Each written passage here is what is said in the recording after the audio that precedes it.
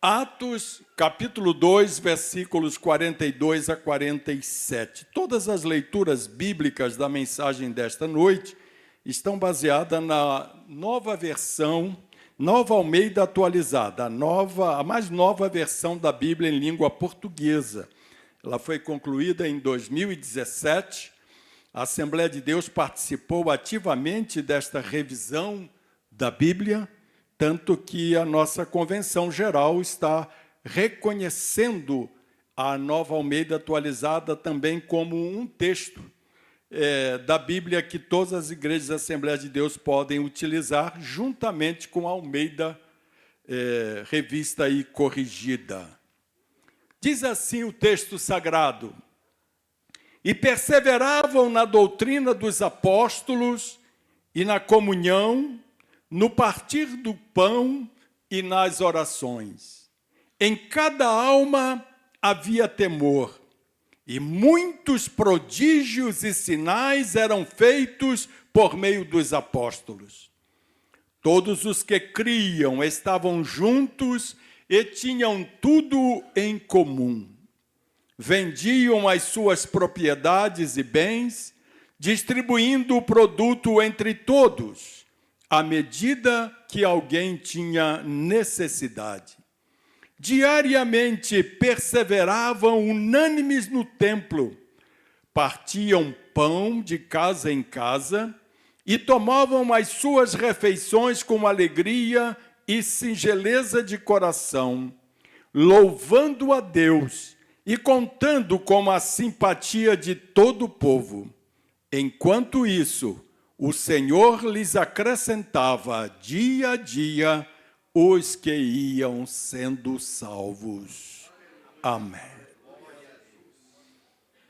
Amados irmãos e irmãs, todas as coisas vivas crescem, não sendo necessário um trabalho especial para que isso ocorra. É um processo natural em seres vivos saudáveis. Não precisamos mandar nossos filhos crescerem, eles crescem naturalmente. Todos os bebês que estão aqui entre nós, o papai e a mamãe não levanta de noite e vai lá no berço e puxa a perninha, cresce perna, cresce braço, diminui cabeça, não é? Ninguém faz isso. A criança naturalmente cresce, porque é um ser vivo.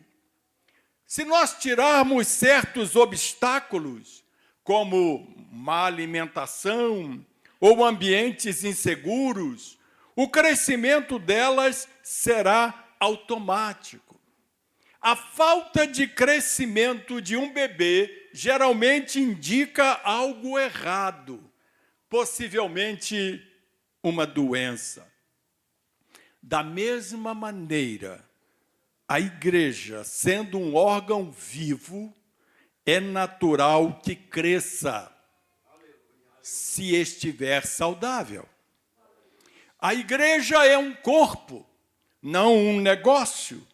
É um organismo, não uma organização, embora funcione também como organização. Estamos reunidos aqui como organização em um lindo e confortável templo, mas espiritualmente falando, ela é um organismo vivo, ela está viva.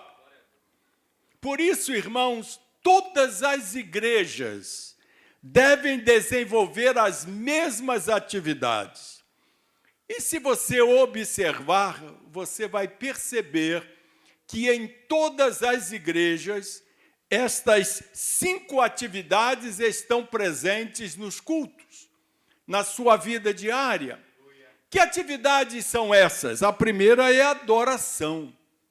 A segunda, instrução. A terceira, comunhão. A quinta, serviço. A quarta, serviço. E a quinta, proclamação. A saúde de uma igreja local vai depender de sua capacidade de atuar nestas 5 áreas de maneira equilibrada. Este é o segredinho. Estas 5 áreas precisam funcionar de forma equilibrada. A verdadeira igreja é comprometida em cumprir todas estas 5 missões que Cristo ordenou. Isto é o que se chama de ação holística ou ação integral da igreja. O crescimento sadio e duradouro da igreja tem estas 5 faces. Toda igreja deve crescer mais forte através da adoração, mais profunda através da instrução, mais calorosa através da comunhão, mais abrangente através do serviço e mais numerosa através da proclamação do Evangelho. O que impede, muitas vezes, o crescimento natural da igreja é o desequilíbrio entre estas 5 áreas, entre estes 5 fundamentos da igreja. Isto atrapalha. É uma tendência natural.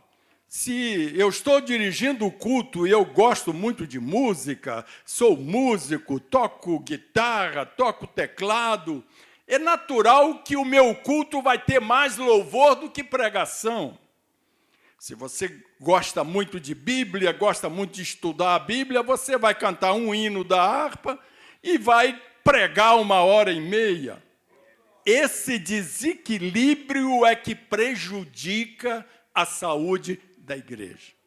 Poucas semanas atrás, nós estávamos estudando aqui na escola dominical sobre o culto da igreja cristã. E um aluno me perguntou assim: Pastor Eude, por que os dirigentes, na hora da pregação, diz assim, chegou a hora mais importante do culto, a pregação, a hora da palavra? E eu respondi para ele, é um erro. Jamais podemos considerar a pregação a parte mais importante do culto. Vocês acham que a pregação é mais importante do que adorar a Deus? Do que ter comunhão com o Espírito Santo? Do que louvar e glorificar o Deus Todo-Poderoso? Todas as 5 áreas têm a mesma importância. Adoração é importante, instrução é importante, comunhão é importante, serviço é importante, proclamação da palavra de Deus é importante. E quando isto acontece na vida da igreja, o crescimento acontece também naturalmente. Em Atos, capítulo 2, versículos 42 a 47, que acabamos de ler, estas 5 faces estão descritas na primeira igreja de Jerusalém. Os primeiros cristãos adoravam, edificavam uns aos outros, se reuniam, ministravam e evangelizavam. Como resultado disto, o versículo 47 diz assim: e o Senhor lhes acrescentava dia a dia os que iam sendo salvos. Observem 2 coisas neste versículo. Primeiro, Deus fez a sua parte, deu o crescimento. Quando? Quando a igreja fez a sua parte, cumpriu os 5 fundamentos. Segunda coisa importante, o crescimento era diário. O texto diz assim, e o Senhor lhes acrescentava dia a dia os que iam sendo salvos. Isto significa que, no mínimo, essa igreja sadia tinha pelo menos 365 conversões ao ano. O que aconteceria, irmãos, se a igreja de Jerusalém fosse o padrão evangelístico para que uma igreja pudesse ser chamada de neotestamentária. Quantas igrejas você acha que poderiam se qualificar? O crescimento de uma igreja é o resultado natural da sua saúde espiritual. Cada um dos 5 fundamentos da igreja do Novo Testamento devem estar em equilíbrio uns com os outros para que possa haver saúde em nossa igreja. O equilíbrio da igreja não acontece naturalmente. É preciso trabalharmos continuamente para corrigir os desequilíbrios. Faz parte da natureza humana super enfatizar o aspecto da igreja que nós mais gostamos. Faz parte, mas precisamos lutar contra isso. Na aula da escola dominical deste domingo agora que passou, um aluno se queixou dos louvores na igreja. É muito louvor, Moisés, muito louvor, canta muito, canta muito.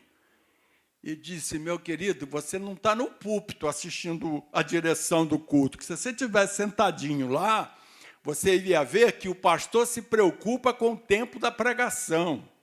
Quando ele chama a equipe de louvor, ele olha para o relógio e sopra no ouvido deles assim, 10 minutos. Porque ele quer o tempo para a pregação. Mas eu já vi ele dizer assim, 5 minutos.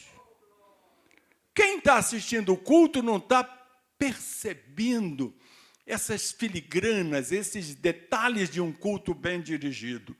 Mas, na verdade, meus irmãos, nós estamos numa igreja onde temos tempo para a palavra, mas não deixamos de adorar o Senhor.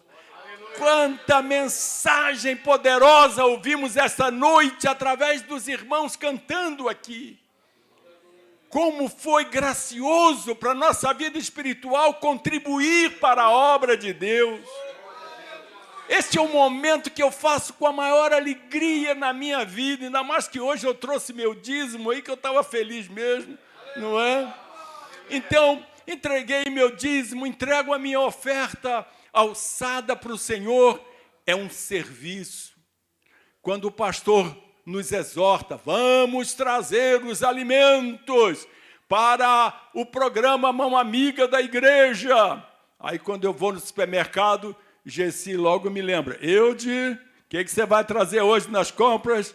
Eu falei, sim, meu bem, 3 sacos de 5 quilos de arroz, não é? Porque o arroz é a nossa cota aqui do púlpito, a cota dos obreiros. E eu perguntei para a irmã Lúcia, pensei que era um saquinho de 1 quilinho, não. Ela disse, não, a gente dá um saco de 5 quilos, pacote de 5 quilos. Eu falei, então, eu tenho que trazer pelo menos 3 pacotinhos de 5 quilos. E eu trago, entrego aqui, contribuo, participo disso. Vocês também participam. As crianças trazem achocolatados, não é? Outros trazem macarrão. Enfim, cada um traz a sua contribuição de acordo com a distribuição organizada que o pastor faz entre nós. Isto é serviço, não é? Quando o pastor menciona aqui as necessidades de oração, quando a nossa irmã Sueli trouxe aqui à frente essa jovem com uma necessidade de oração. O que eles estão fazendo? Estão prestando um serviço na obra do Senhor. Vejamos então estes 5 fundamentos. Fundamento número 1, amar a Deus com todo o seu coração. A palavra que descreve este fundamento é adoração. A igreja existe para adorar a Deus. Como nós podemos adorar a Deus de todo o coração?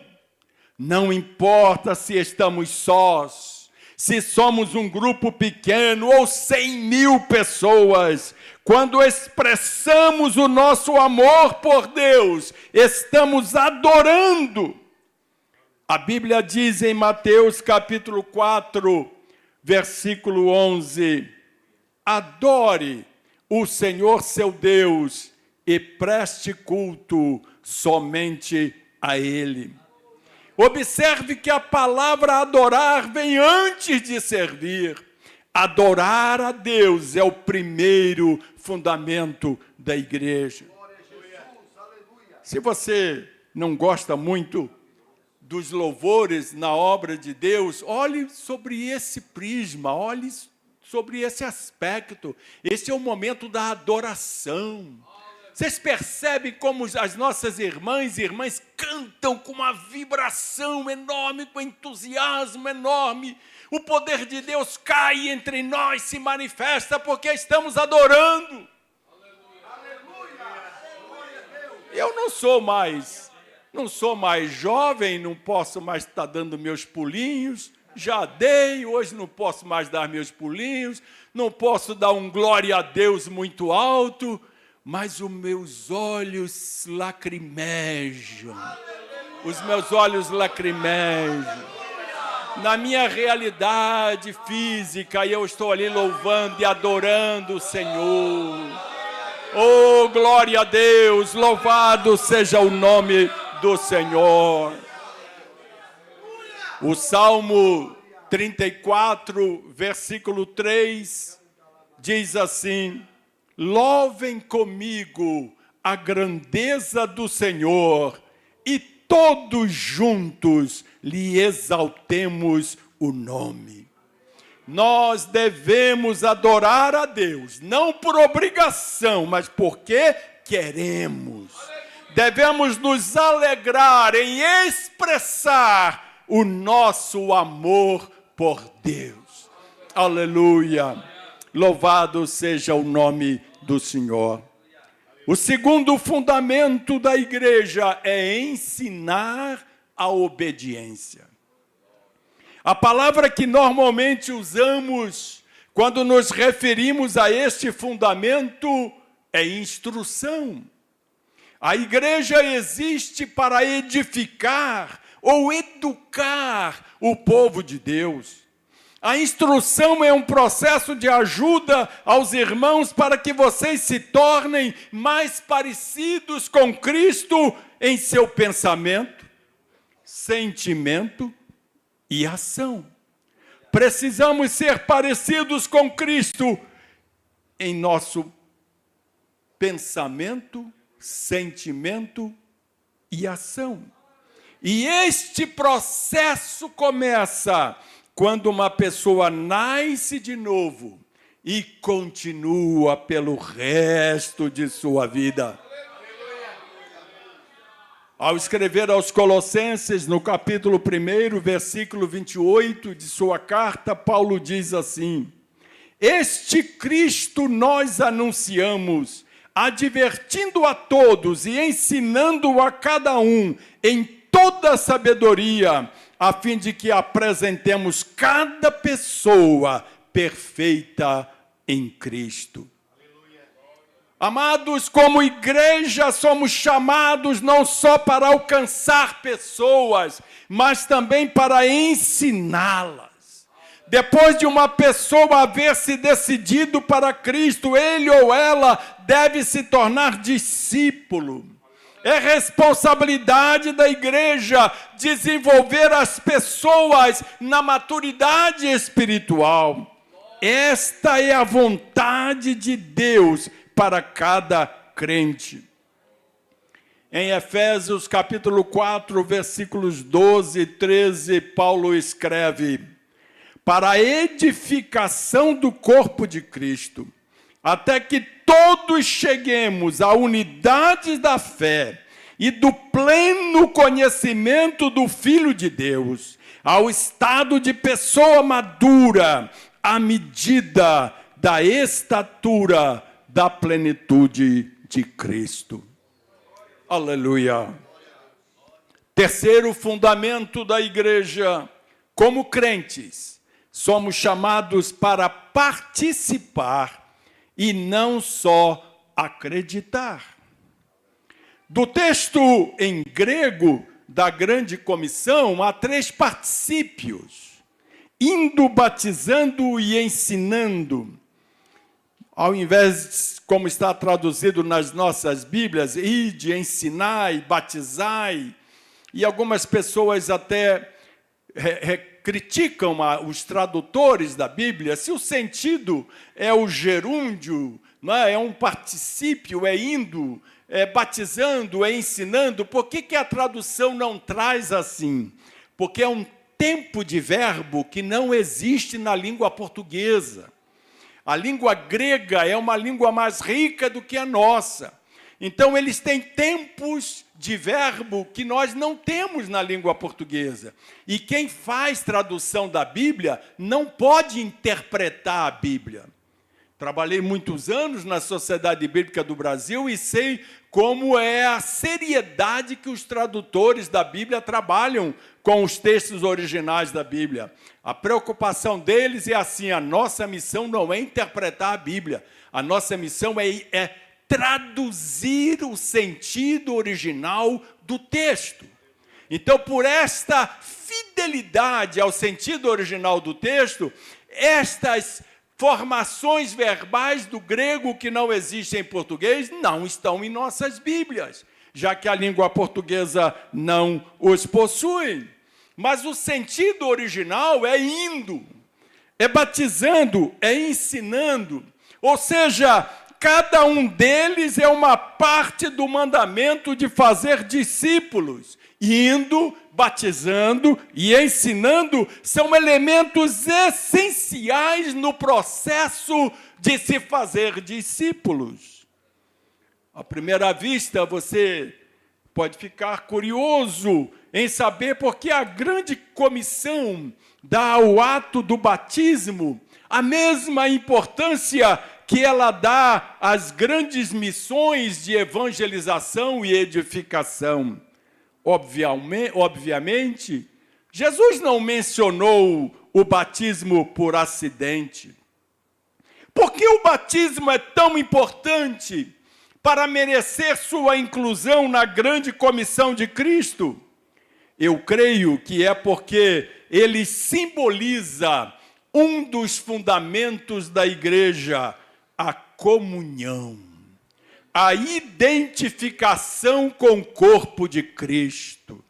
Quando você passa pelas águas, quando você desce as águas batismais, você está dando um testemunho público de que você morreu para Cristo, morreu para o mundo.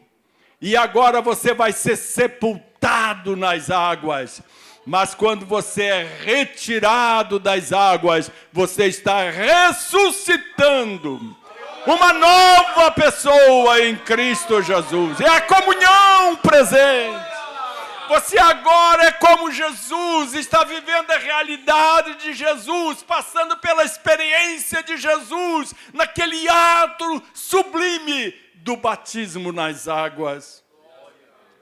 Como crentes, somos chamados para participar e não só acreditar. Não fomos feitos, irmãos, para vivermos como pessoas solitárias. Ao contrário, nós somos feitos para pertencer à família de Cristo e ser membros do seu corpo. Batismo não é somente um símbolo de salvação, é um símbolo de comunhão. Não estamos sós, somos o apoio uns dos outros. Eu gosto muito de Efésios, capítulo 2, versículo 19, que diz assim: assim, vocês não são mais estrangeiros e peregrinos, mas concidadãos dos santos e membros da família de Deus. Uma das ricas lições que aprendemos na escola dominical neste trimestre, que se encerrou no domingo, é que nenhum de nós individualmente somos igreja. Eu não sou igreja, você não é igreja. Igreja é o corpo de Cristo. Corpo de Cristo que é a igreja. E o corpo de Cristo é formado pelos membros do corpo. Então eu sou membro do corpo. Eu sou membro da igreja. Eu não sou igreja, eu sou parte do corpo. Eu tenho meu lugar neste corpo chamado igreja, da qual Jesus é a cabeça. Ele que governa e dirige tudo, e cada um tem a sua importância. Por isso, meus amados irmãos, nós estamos aqui nesta noite, chamados para participar e não somente para acreditar. Fundamento número 4 da igreja: ame ao seu próximo como a si mesmo. A palavra que usamos para descrever este fundamento é serviço. A igreja existe para ministrar ao povo. Servir é demonstrar o amor de Deus aos outros.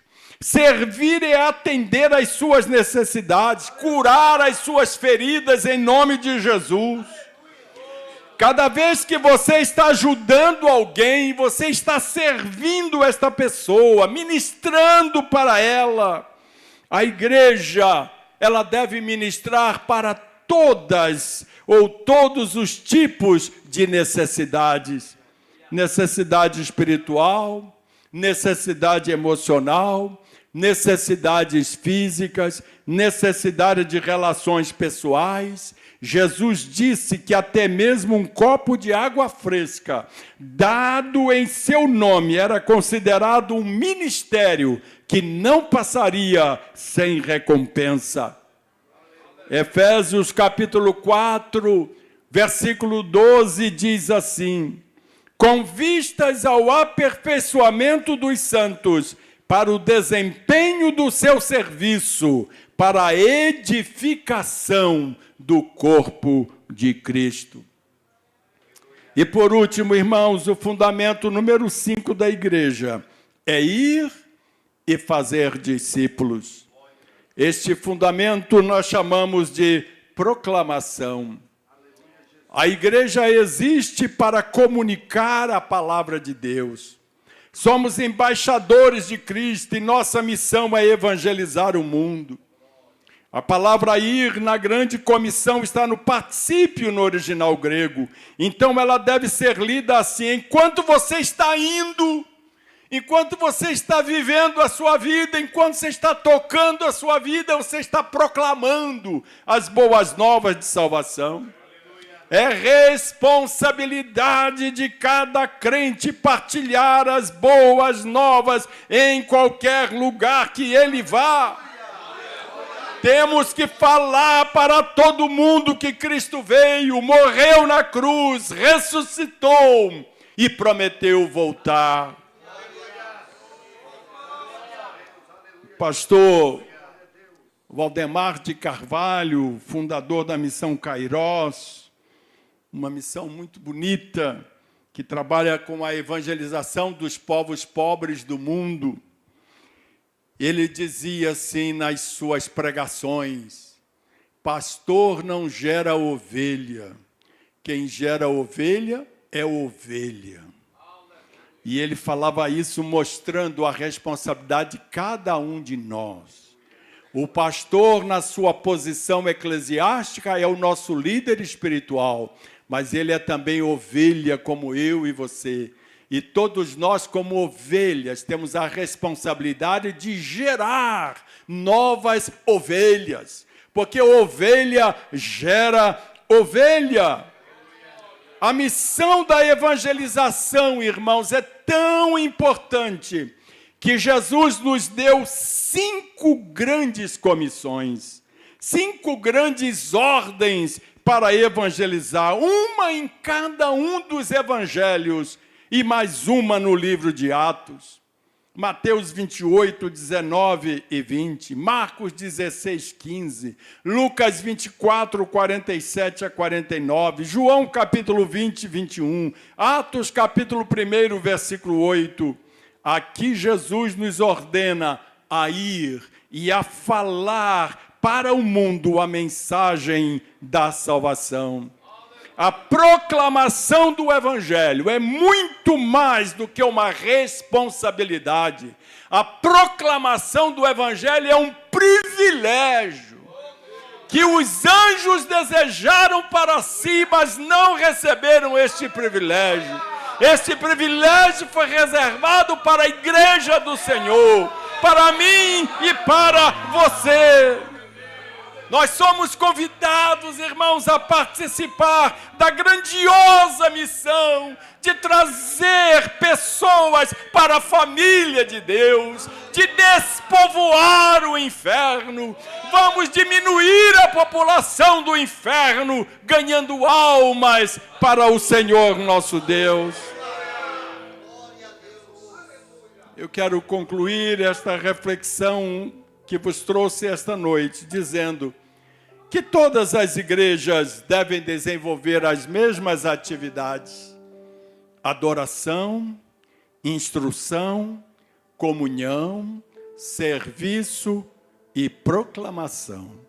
A saúde de uma igreja local vai depender de sua capacidade de atuar nestas 5 áreas de maneira equilibrada. Isto é o que se chama ação integral da igreja. A verdadeira igreja é comprometida em cumprir todas estas 5 missões que Cristo ordenou. Que sejamos todos nós despertados para isto e que façamos a nossa parte, participando do culto com alegria, gostando de tudo que acontece aqui, porque é tudo para Deus, é tudo para a honra e glória do nome do Senhor. Então não gosta de uma coisa, não gosta de outra, você tem liberdade até para não gostar de um tipo de música, de uma outra coisa, você pode até ter essa liberdade, mas nunca desmerecer aqueles que estão louvando ao Senhor. Nunca desprezar as mensagens que são transmitidas. E quando você tiver esse coração aberto para adorar a Deus, para viver em comunhão com os irmãos, para estudar a palavra de Deus todos os dias, para evangelizar e para ajudar as pessoas, você está cumprindo o mandamento de Deus para a sua igreja. E com isto você vai ser ricamente abençoado. Amém.